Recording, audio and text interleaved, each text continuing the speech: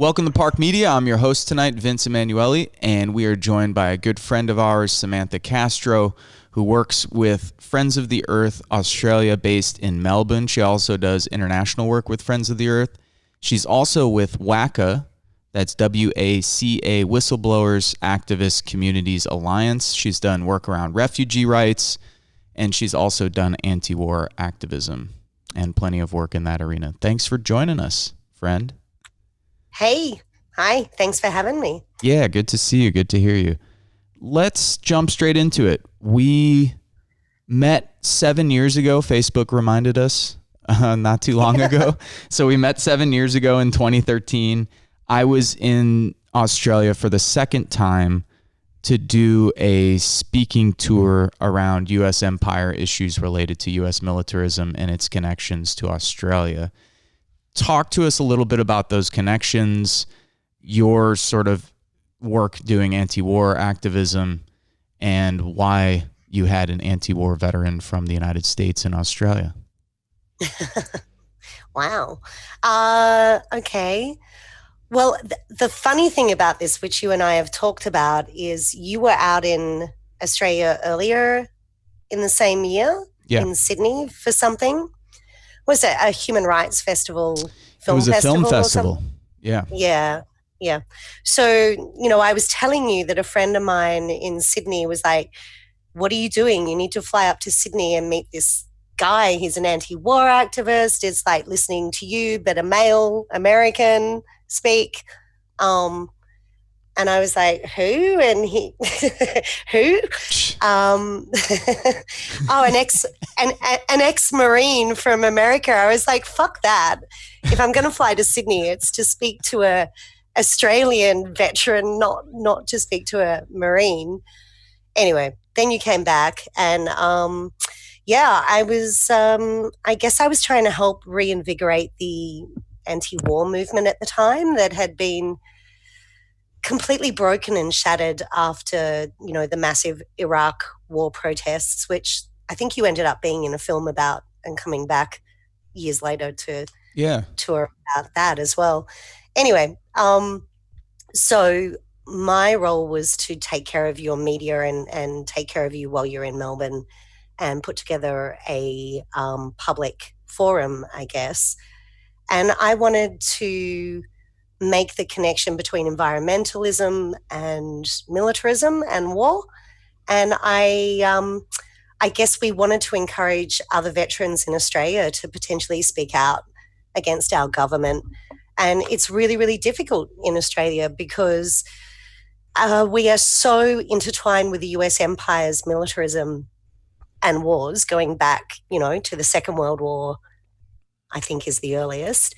But after the Second World War, obviously, Australia hitched its wagon to the US empire in terms of militarism, and we've just gotten closer and closer and closer ever since. So I guess part of you coming out was some sort of attempt to evoke a reaction within the Australian population, but also within the Australian military, where we knew that we'd had personal conversations with veterans around war crimes and all sorts of bad behaviour from Timor to Iraq. We could talk about Vietnam, but in the modern context of which you came to Australia was obviously around the war on terror.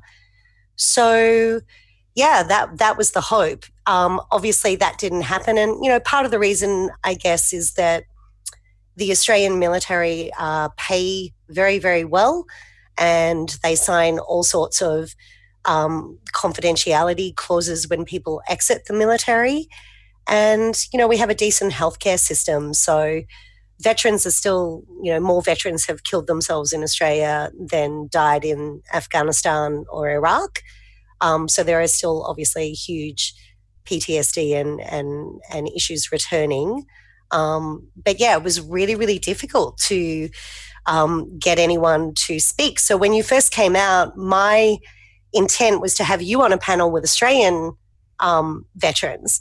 But everyone I called, from Iraq war veteran groups to Vietnam veteran groups, it was almost like people were scared to speak. And that's because their benefits and their pensions are all tied to them shutting their mouths about what went on. So, yeah, we ended up with you coming back out, and you turned out to be much more cool than I thought you would be. So kudos to you for not being thanks. a dick. I wasn't sure what your politics were going to be. I wasn't, it was a bit of a gamble. Sure. Sure. And actually, the person we originally had slated to come out from America was Ethan McCord, is it? Who was... Oh, yeah. That's right. Yeah, he was because... tied to Manning's video about the drones or the helicopter strike. Correct. Yeah. Correct. So the whole way that I guess I got pulled and activated into that space was via the collateral murder and the revelation of the war crimes. And it was like, finally, here we have proof. Surely this is going to, mean that Australia is going to take a much more independent approach to how we engage in warfare. And so Ethan was going to come out, and we were going to sort of tie the idea of whistleblowers, which WACA is kind of interested in whistleblowers joining forces with communities and with activists because of the corruption and the absolute authoritarianism within national security and military policies between our countries. But he was unable to come out. He was struggling, I guess, with what had occurred. Then Graham brought you out instead, and it was great. I mean, I don't even think we really talked about what you were going to speak about at that event at Trades Hall. No, but you just kind of, I mean, I remember what we were doing before you talked. I was going to say, I think someone before the speaking event, and mind you, just for the people who are listening or watching, this is my second time in the country. I'm somewhat nervous. I'm in a new city. I'm at what is like one of the oldest trade halls. The oldest in the world. The first place with the 8-hour workday. Super nervous to give this speech that we didn't talk. I mean, basically I had like an hour and a half to say whatever I wanted, and we didn't even talk about what I was supposed to talk about. Well, you rocked into town while we were doing actions. I was like, someone hey, brought do you me want to come to an upstairs. action? Someone brought me upstairs, gave me a couple of glasses of wine and something nice to smoke. And the next thing you know, I was downstairs in front of a crowd giving a talk, which still is probably one of the more lucid talks that I've ever given. I think I need to do that more before I speak. Maybe before each program, I should start drinking wine and smoking. That talk has gone viral for you, which is great. And I'm really glad we recorded it. It's a shame it wasn't after. You should see the space. They've completely renovated that room. It now looks like something out of the Communist Party, bright lights, gold, red. Right on. But the lighting would have been much better. Anyway, it was a really great talk. And I think what was really interesting is that, one, you said all the things that I'd been saying in Australia and no one really wanted to hear from me, particularly in the anti-war movement, because, I guess the old guard had their own ideas, and I was kind of bringing this new urgent sort of intersect into it.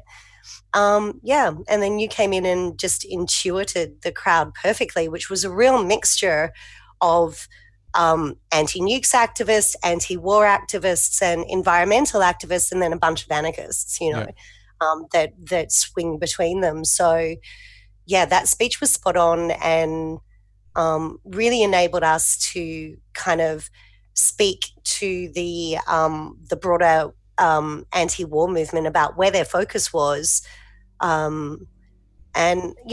It did kind of put a rocket up people a little bit, but unfortunately the old guard got left behind, and a whole new bunch of environmental, military sort of orientated activists came out of that turned their attention both in the nuclear movement and in the anti-war movement towards the militarization of policy around refugees, as well as our relationship with America.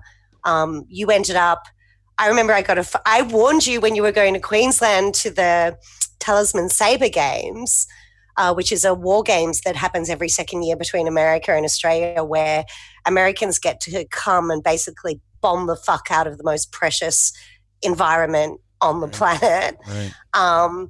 And, you know, fool around locally and be disrespectful and then go on home after they've hugged a koala.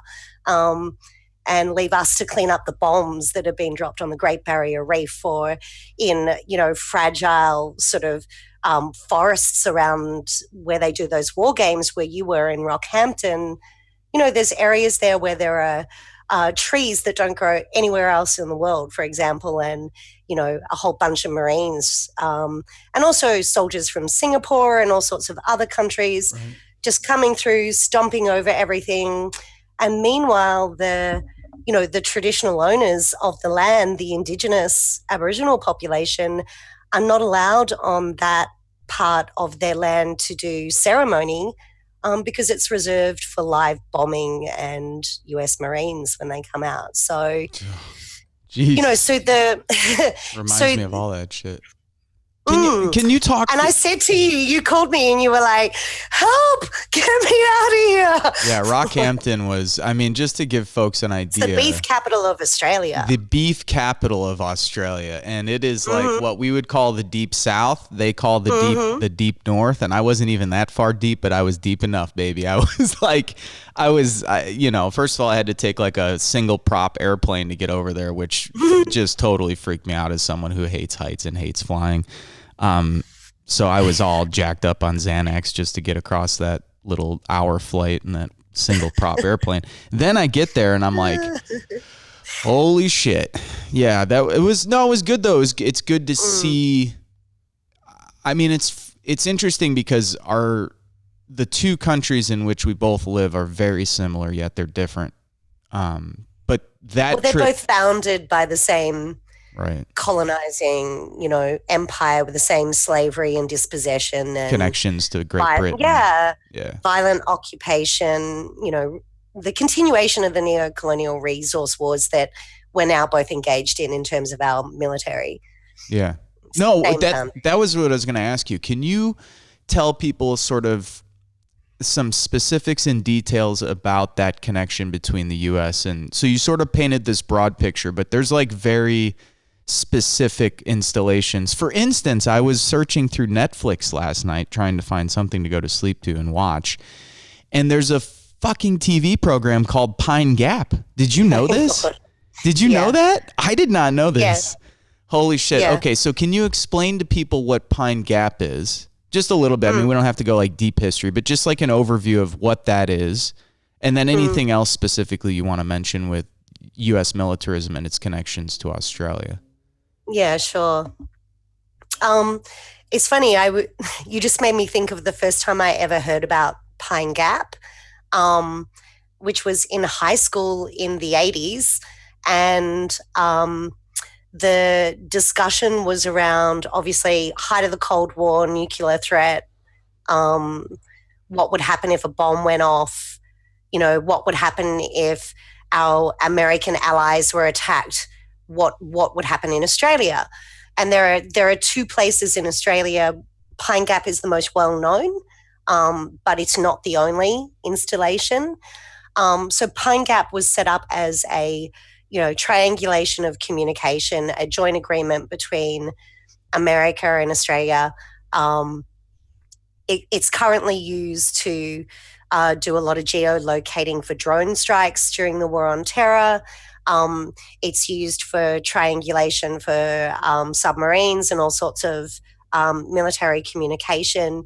So it's a really important part of infrastructure that America has managed to get pretty much a 100-year agreement of. So there are parts of Pine Gap, which is out in the middle of the desert in the middle of Australia, so very isolated, on really sacred country where mob around that area have really strong spiritual healing connections to the land. So it's a completely inappropriate place for it to be built.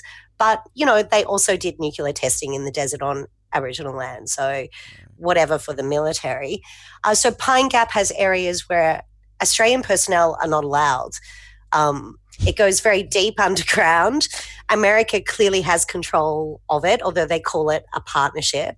Right. But really, Australia has handed a large part of the control over to America with no oversight, no capacity to even check. Australia signed on, for example, to the anti-cluster munition treaty. And many activists, including myself, have been asking for years, like, are they geolocating drones that are dropping cluster munitions? And if so, are we breaking our international agreements? So there's all these kind of things that base is used for that we have no real control over or clarification for.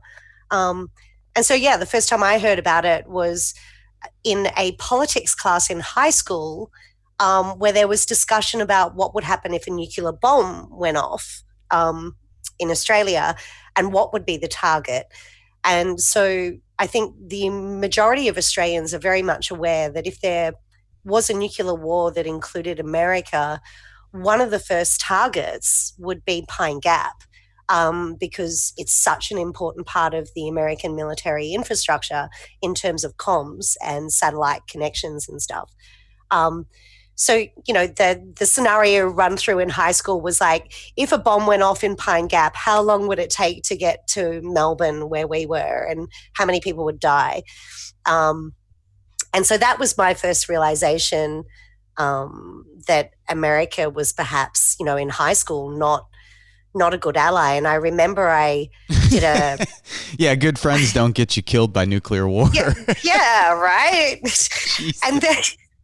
And I remember I did this, I made this flag of America, and I had friends from Argentina that, had,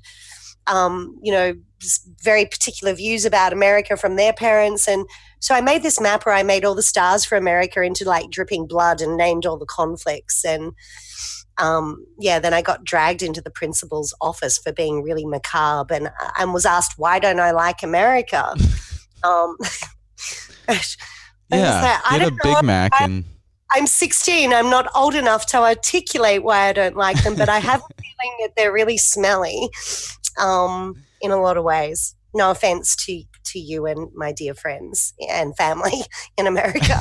No, I smell all right. But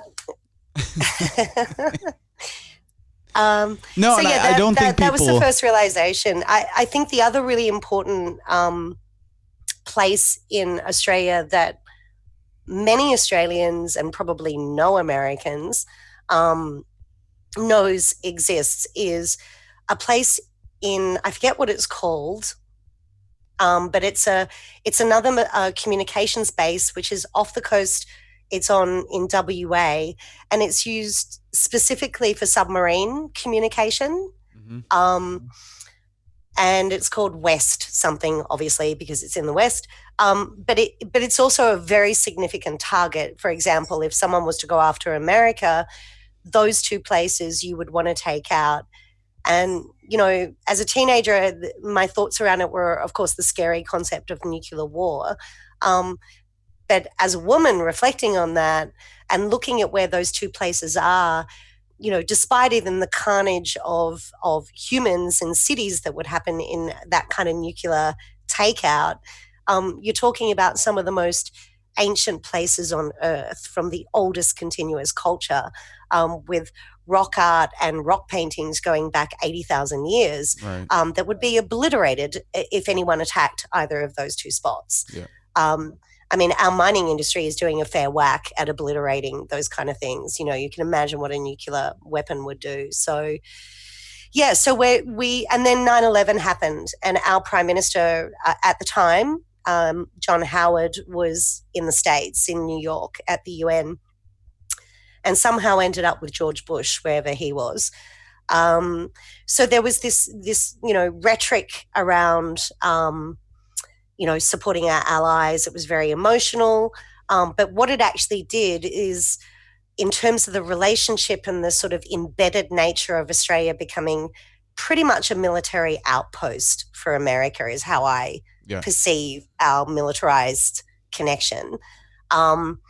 the sweep of laws that came in after 9/11 that sort of were hot on the heels of your Patriot Act and a whole heap of other orders around not only civil liberties but around military intervention and stuff happened here, and our two countries drew up a plan that is, I think, called interoperability, which is a nice word for saying we are an extension of the US military and empire in terms of militarization. And, back in the 90s, there was this real sense of like, we shouldn't get involved in every American conflict. This is bullshit. They're leading us into all these crazy wars where Australians are getting killed for no reason. And that was very much the tone in the build up to the invasion of Iraq. And then, of course, we got told we're going anyway. It doesn't matter what we all want as the population. And that kind of cemented the absolute embedded nature to the point where a lot of us joke that our military takes its orders from Washington.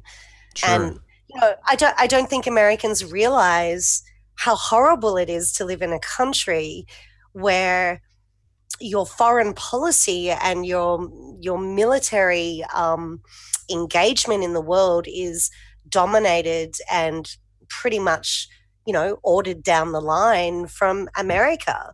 It makes us feel really powerless as an anti-war movement. And I think that's reflected, and also we have our own internal issues around how we decide to go to war. Sure. So. Sure. We are your bitch when it comes to military. No, and I didn't know. I mean, look, I understood the extent to which the U.S. empire obviously dominates politics in many corners of the globe, or at least the geopolitical decisions that are made in Washington, D.C., and how they impact other people. But I did not know specifically how important a function Australia played until I visited and until we had long conversations, and until I, to be honest with you, spent a lot of evenings when I was sleeping in hotels or at people's houses.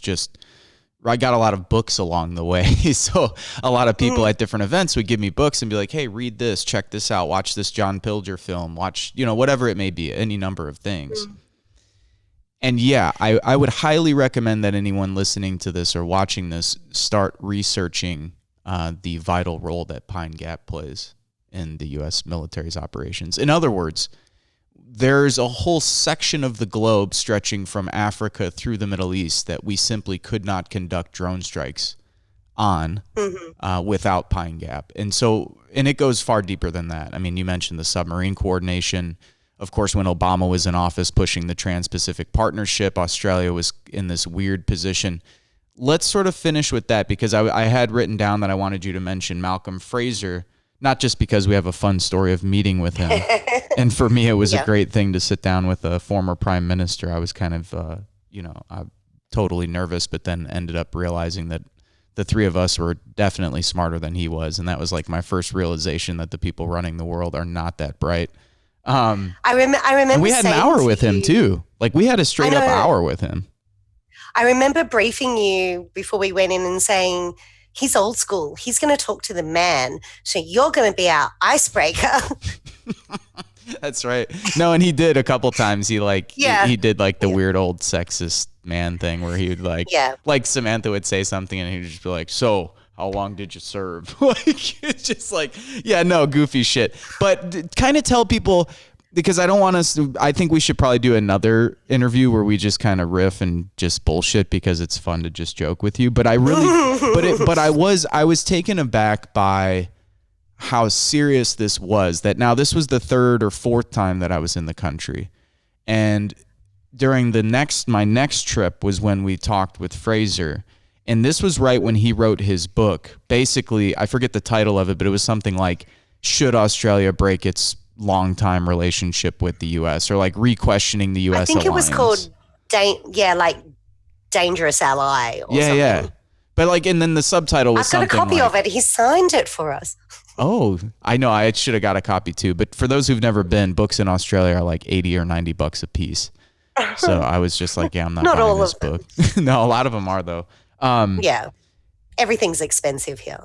It's true. Tell people who he was, why this was important. I mean, to me, it was tremendously important. Really, I mean, when you think about this former prime minister who then questions the number one military alliance that Australia has, which is with the United States, and cultural ties with the United States, but then also the point he was bringing up, which, you know, was, I think, magnified during the debate around the TPP and throughout the whole Pacific region, and that is that Australia has a significantly strong relationship with China in terms of economics, both reliant on each other in many ways.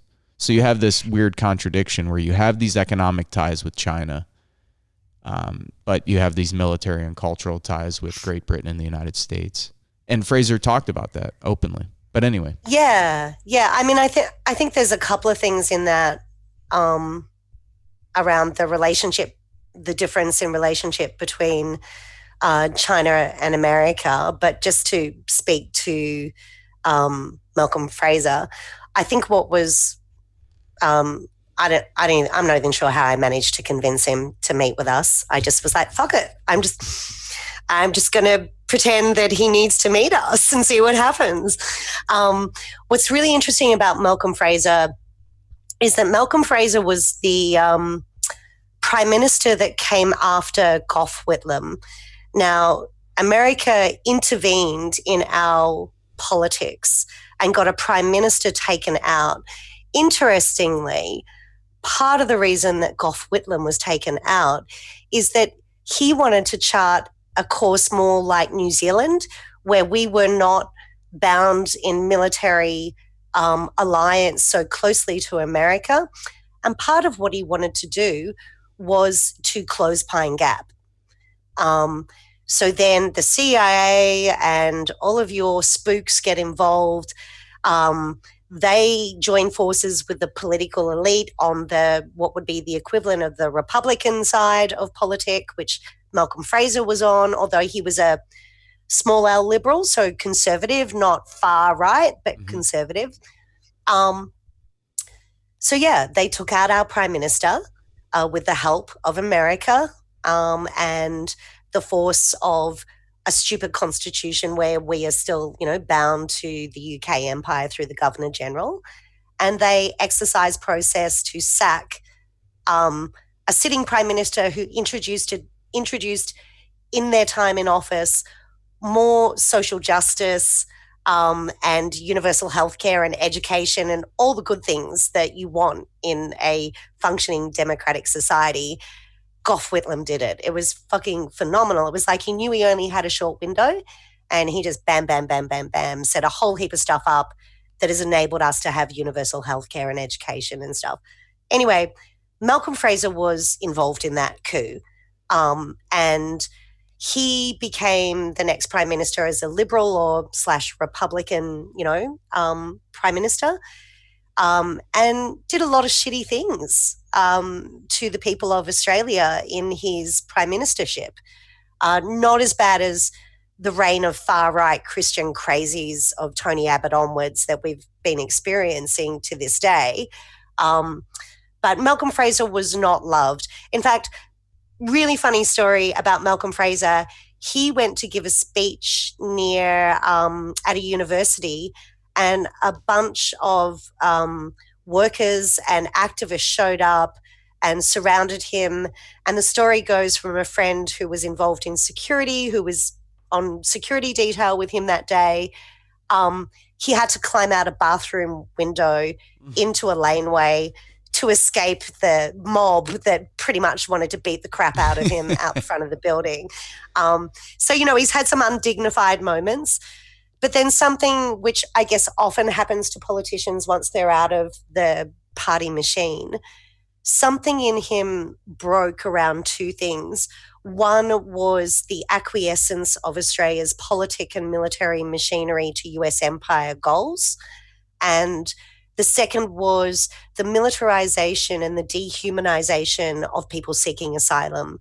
Because the one good thing that Malcolm Fraser did, in my opinion, in terms of social capital and justice, was he really took care of a whole heap of people who were fleeing Vietnam, but also sort of in the late 70s were fleeing from Yugoslavia and a whole heap of areas across Europe.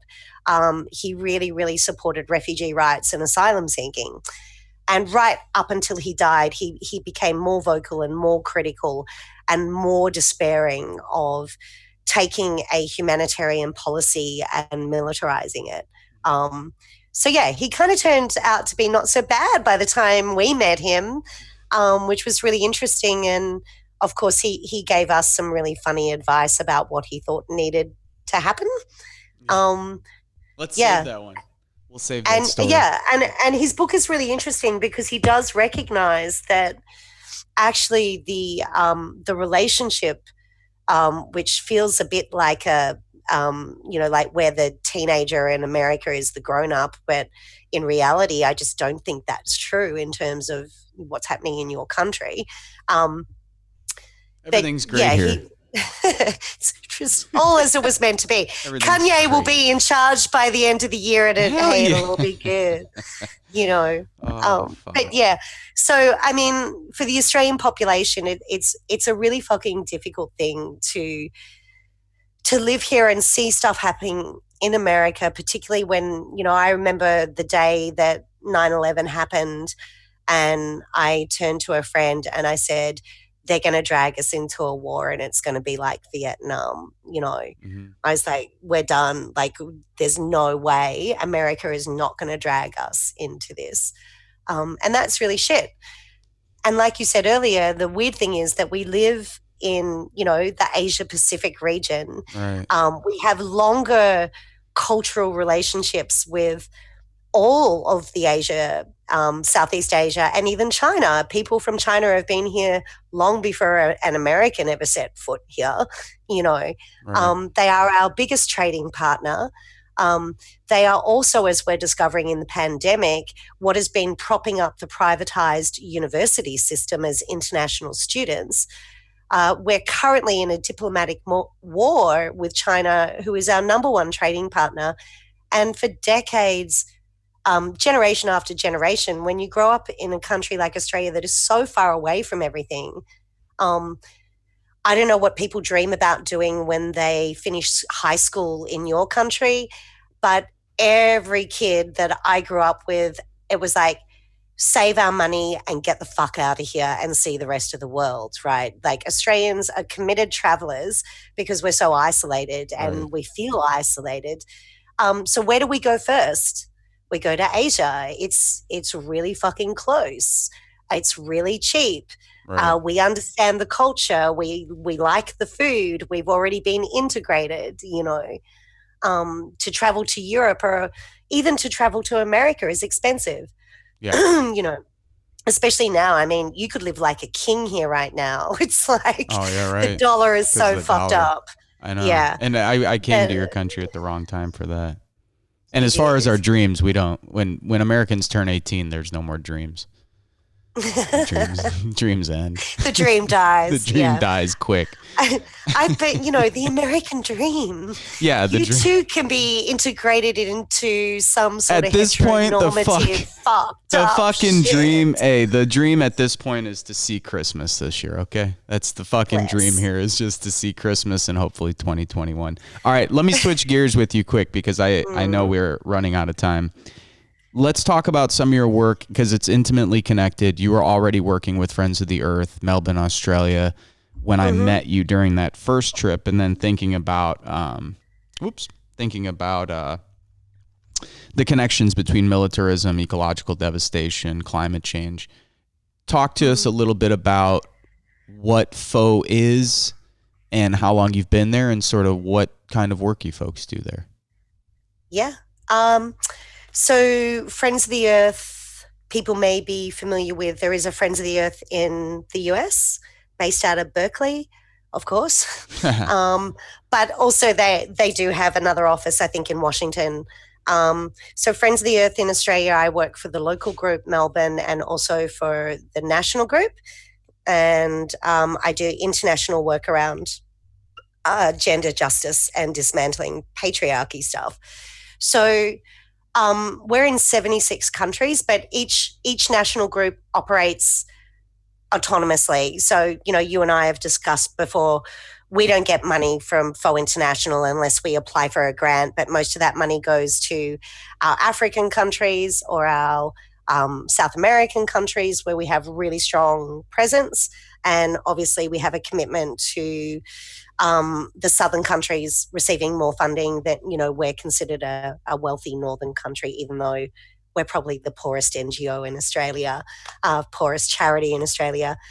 So we're quite unique in the FO International Federation. We were formed in the 70s out of really sort of deep eco-feminist anarchic principles, I guess. So I refer to them as the hippies of yore. They, since the 70s, built an incredibly strong foundation that is based on being anti-patriarchal, anti-hierarchical, anti-oppression. We use collective decision-making processes. We don't have any bosses. We all get paid the same amount of money. If we are on the payroll, it's largely volunteer and community-driven.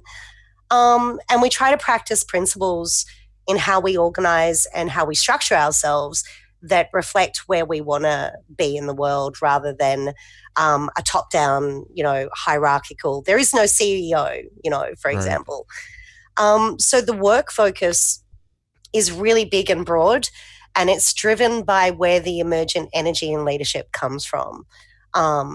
So there are certain things that kind of are in our, long-term, I guess, kind of desire for what sort of world we want. So obviously we're anti-fossil fuels. Obviously we want to protect forests, all of those kind of things. But uniquely within the FO Federation around the world, besides our sort of anti-hierarchical structure, and I use the word anti as opposed to non, because I think we're always in the process of resisting. It's the same with racism. It's the same with patriarchy or any form of oppression. It's not enough to be like, oh, well, we don't have that here, because we all know that, informal hierarchies happen. Patriarchy happens in the left. Sexism happens, racism happens, class happens. Right. So the anti is a resistance as opposed to thinking we've completed the work, I guess. So the work that we do is really big and broad. There's, at the moment, we're working very closely around ending the fossil fuel industry and the domination of the mining industry in Australia, because pretty much both sides of politics have been held captive by the mining industry in Australia. And they really do dominate our politics. They got a sitting Prime Minister removed as well, Kevin Rudd, who I think was before you coming here. And, we need to really work to understand that addressing climate change needs to address the fact that the reason we haven't been able to do that here in Australia is because of the mining industry's absolute hold. I would consider it the equivalent to your gun lobby. Mm-hmm. They're really fucking powerful, and they have a lot of money, obviously. Right. So we do a lot of work around that. We work with climate strikers, the school kids. We do a lot of the support. We're very focused on trying to stop the Adani mine going ahead in Queensland, because it will open up an entire area of other mines that will just destroy the biggest underground water table in the country, and all sorts of things, as well as contribute to carbon emissions and climate disaster. But we also work on, broader ideas. So I'm part of the Defence of Earth project, and that's where we're really trying to pull together the impacts of military and war and defence on social landscapes and also environmental landscapes. So that work is really the intersect of recognising that if we want to address climate change through the lens of climate justice, as opposed to incremental change to protect the privileged few, then we have to address the issue of defence and military. And they need to be held accountable for their use of fossil fuels and the destruction that they cause, both in the social context but also environmental. So that's the kind of work that I do. And, I've said to you before, my role is I'm just a conduit. I help make things happen, Mm-hmm. How long, just real quick, because I want you to talk about WACA before we go. I think we could do a separate one. Maybe we'll do a second one in like a couple months and see where the COVID situation is. Well, I'll get you to touch on a little bit of what's happening in those towers, though, before you go. Yeah. Let's just jump straight to it. Talk to us a little bit about WACA, Whistleblowers Activist Communities Alliance, and then how it formed, how it functions differently than, say, like a bigger NGO like, I don't know what the fuck that was, but it was like a gnat in my face. How it functions a little differently than like a big NGO, and what it is, how it started. I mean, I like the whole sort of idea behind it, but just talk briefly about the work of WACA and then give us a sense of kind of what's going on in Australia right now with COVID and specifically the situation in Melbourne at those 9 towers. Yeah, so I mean, WACA started, we turned 10 years old this year. We started back in 2010, and it was really a response to WikiLeaks revelations around collateral murder, the Iraq and Afghanistan war logs. And Julian was from Melbourne, had been traveling in our circles. So our first response was, here's an Australian who just like fucking socked it to the US empire. And our government came out and were like, we should cancel his passport and he's a criminal and blah, blah, blah. So we felt an impetus to set something up that enabled us to address what was actually inside those cables, because Australia is absolutely complicit and had full knowledge, and it may even go all the way to the head of the military and the Prime Minister's office very early on, sort of David Hicks days, around, extraordinary rendition and torture and black ops and all these kind of things. So we set it up as it was like a WikiLeaks support group. And out of that, what we discovered is that the intersect between movement in understanding the cables and how these things come together was really, really missing in Australia. We didn't want to formalize in any way because we were, terrified that the US via Australian counterparts would come after us and lock us up and treat us the way they were suggesting WikiLeaks should be treated.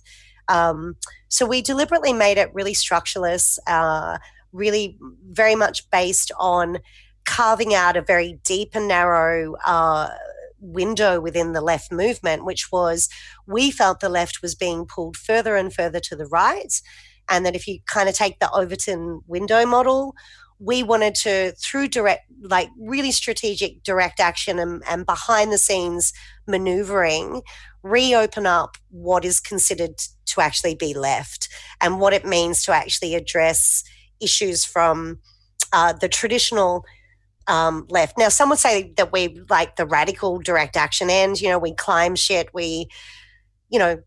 direct action is a tool that we have in our toolbox.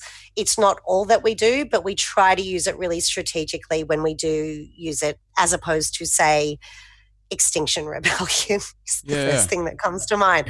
No, but creatively too.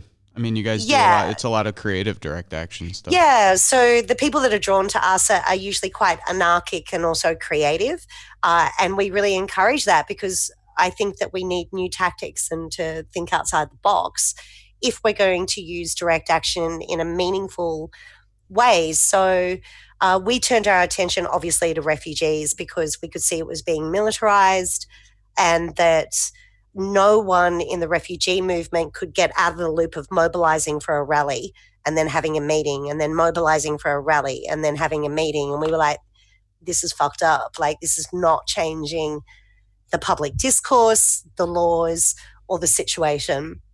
So yeah, for the last, I guess, 7 years, 8 years, we've been really focused on ensuring that the understanding of the left in relationship to refugees and asylum seeking doesn't continue to be pulled further to the right and the centre within the left, because obviously in terms of the right in the country, they're neo-Nazis, so it's already there.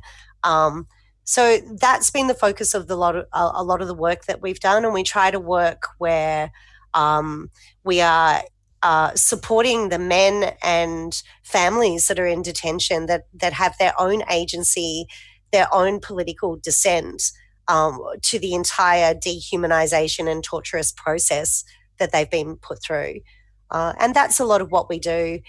And we're now seeing the fruit of all that work where lots and lots of activists came through WACA actions and learned skills around organizing and how to put these things together, how to even communicate out to the broader public.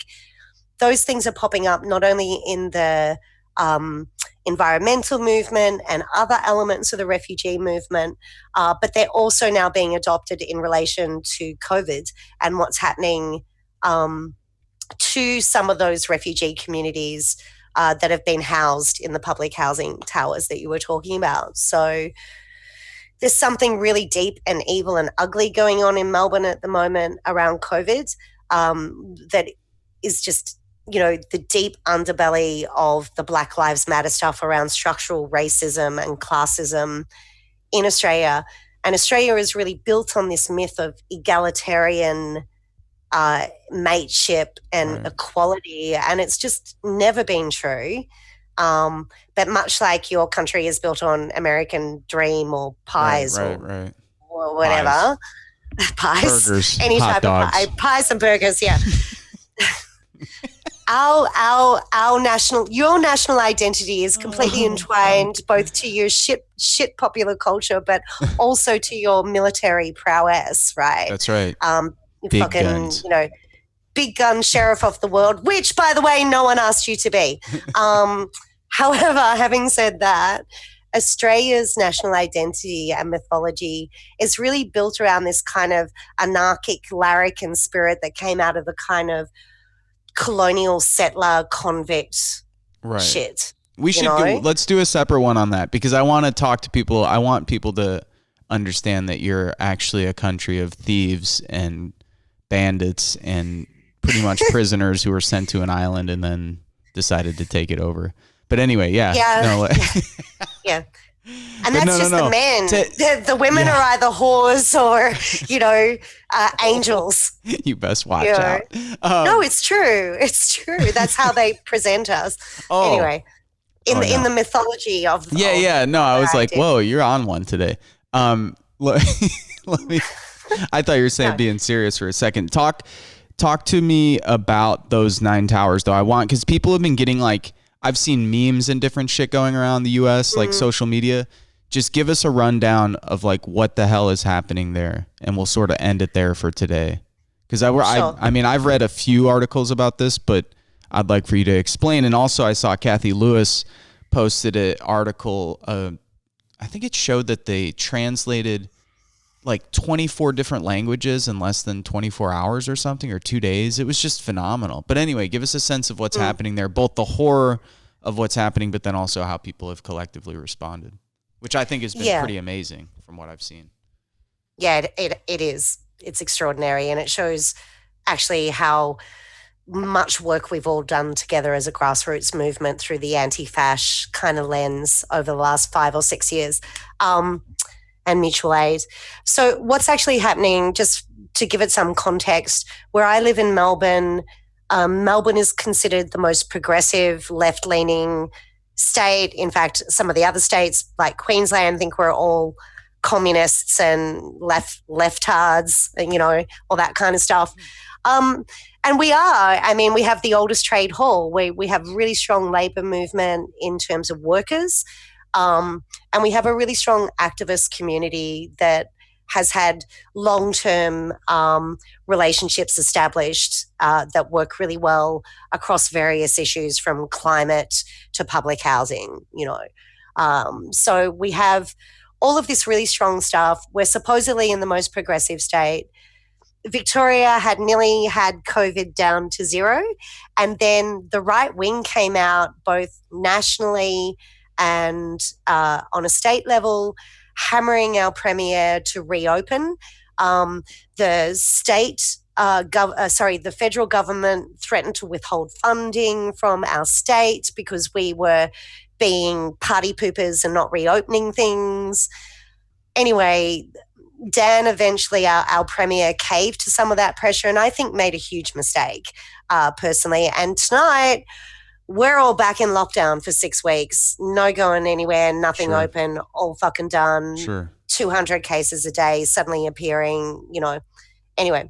Yeah. So we also have these incredible, ugly, leftover modernist public housing buildings called the Towers, of which there are maybe 5 suburbs around Melbourne that have, huge, 5 or 6 of these. Most of them are in the inner city, which is odd because, of course, like every major city, we've been gentrified. There's lots of wealthy people living right across the road from people in these public fucking boxes, vertical boxes that were just such a good reminder of modernist architecture just being really fucked up, right?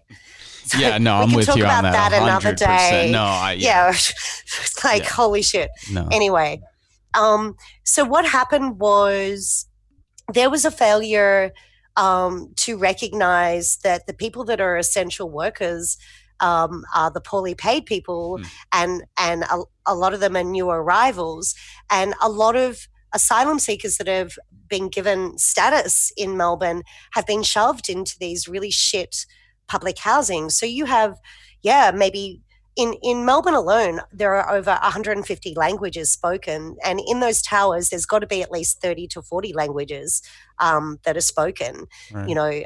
In that respect, we have major diversity in terms of language. So the essential workers, the poorly paid cleaners, the people that need to take public transport, all live in these public housing or in these suburbs in the poorer, not yet renovated and regentrified houses of those suburbs. So that happened, and then there was just really bad private security doing quarantine on return travellers in hotels. Everything got opened up. They all fed it back to each other. The theory is apparently there were some guards that were super spreaders by sleeping with people that were in quarantine and all sorts of naughty stuff going on, and also very human stuff. So whatever. Everybody's all sexed up right now. Yeah. And so everybody's going to die. Anyway. Sorry. Yeah. I'm just saying. That's another show, Vince. It's a conversation. Let's talk about dying and sex during the next show. Sure. I've died, so I can definitely go there. Oh, yeah. So, what's basically happened is there's been a cluster of outbreak in these public towers. So instead of the Premier actually engaging with the community and engaging with the community's extended support community, including people like WACA and a whole heap of social justice and public housing advocates that could have just been like, right, this is how we're going to do it. This is, we're going to supply. It's all going to happen. The Premier panicked. There was an announcement at 4 o'clock. No, sorry, an announcement at midday that from 4 o'clock no one could leave the towers. Now, these towers are just shit public neglected housing, as you can imagine. Mm-hmm. And these people were not given any time to get supplies. Like, there was just this massive class and racist element where, the rich suburbs had an outbreak. They're all told to stay at home and be good and self-isolate, and we trust that you will do that. The poor essential workers, a lot of the migrant and refugee community, got 3 hours notice, and then they got cops standing outside their doors on every level of these towers that are like 12 stories high, right? 3,000 people in them. And it was a full militarized intervention that just was so racist and classist. And the really scary thing for a large group of towers in Flemington where this happened is a few years back, the right-wing dude Milo came out to do, what he does. And they had hired a venue directly across the road from these towers. So the anti-fasc showed up. There was counter-protest. The right wing were protected. It moved into nighttime. All the residents came out of the towers, many, many young people, because most asylum seekers and refugees are young, came out of the towers and were like, get these fucking fascists out of our suburb. This is offensive. Instead of the cops rounding up the actual neo-Nazis standing on the street, they turned on the entire community, chased them into their public housing with activists following, trying to stop the cops. People were being pepper sprayed, beaten with batons, told to leave when they lived there. Little kids were being chased by robo-cops with pepper spray. The Victorian police went fucking nuts on the population in their own estate where they had nowhere to go. And I do believe there are class actions and stuff pending. So this is the same community that then, with no warning, with no communication in their languages, in no time to go and get baby formula, nappies, food, were locked down by the same white power cops that had beaten them up and pepper sprayed them several years earlier. So you can imagine the kind of trauma and the how scared these people are, right? The beautiful thing is that the government fucked up and continue to fuck up, by the way. They've now really revealed the division of race and class is really there because they're building a emergency hospital at the showgrounds, where you go and ride things and see the animals. They're building a hospital that will be specifically for COVID cases out of the public housing towers, so that those people will not go into, for example, the Royal Melbourne Hospital, which is 15 minutes from where these people live, one of the best hospitals in the world. Oh, yeah. I think the whole thing will be, I told Sergio earlier, I think the whole thing, I think in a couple years, what you're going to see is people who have it, people who don't have it. I mean, it's going to further stratify everything like tenfold. Yeah. I mean, it's already just happened in Melbourne. Yeah, it's happening right now. Yeah. And it's not like we're out of ICU beds. It's not like there's not room in this extraordinary first world hospital to put people that need to be on a ventilator or have, like, the room is there. It's just that there is just this structural racism and classism where these people as migrants and refugees are now going to get second-class health in a country that prides itself on universal health care and the best medical research in the world. So it's really sad and heartbreaking. But what is really beautiful is that all of those mutual aid networks and activist groups like our group and other groups that have been working together over the years have just really fucking showed up, have started their own chains of food deliveries and supplies, have started translating materials that apparently the federal government or the state government can't afford to do or won't do, so that these people can have information. And the people inside are also rising up and doing live streams about what the fuck is actually going on in there. So yeah, I think our premier has made a big mistake, and I think that there will be further consolidation of resistance to racial and class disparity around housing and healthcare. That's where it's at. Right on. Well, that's good. And we're all going into lockdown tonight. Yay. Yeah. Well, let's have another wrap where we can just kind of, in a relaxed way, kind of just talk back and forth about what's happening, and we could talk a little bit about COVID and what this is going to look like in terms of trying to get anything fucking done. Well, yeah, I wanted to ask you a million questions too, but I was told I'm not allowed to ask questions. Not this time. I really wanted people to hear from you, and I think they did. I mean, I appreciate your time because I think you really laid out a bunch of stuff for people, and for people who have never been to Australia, people who've never read about it, I think you really sort of laid out, what the hell's happening, give us some context. And you also passed along a lot of great names for me to interview. So I'm going to definitely be hitting these people up as well. Some of them, artists, Aboriginal activists, organizers, some not. I would like to get our friend Nick on here too. I would also like to talk with Sean. But yeah, anyway. Thanks for watching Park Media. I'm your host today, Vince Emanuele. We've been talking with Samantha Castro, and we'll see you soon. Bye. Peace. Hey, thank you for watching and listening. If you think this program is worth a pack of cigarettes or a cheeseburger, you could become a Patreon for as little as $3 a month. The link is available at our website, parkmedia.org. That's PARCmedia.org. Make sure to subscribe to our YouTube channel below. Also, you could find us on Instagram at Park Media, Facebook at Politics, Art, Roots, Culture, and you could find me on Twitter at Vince Emanuele.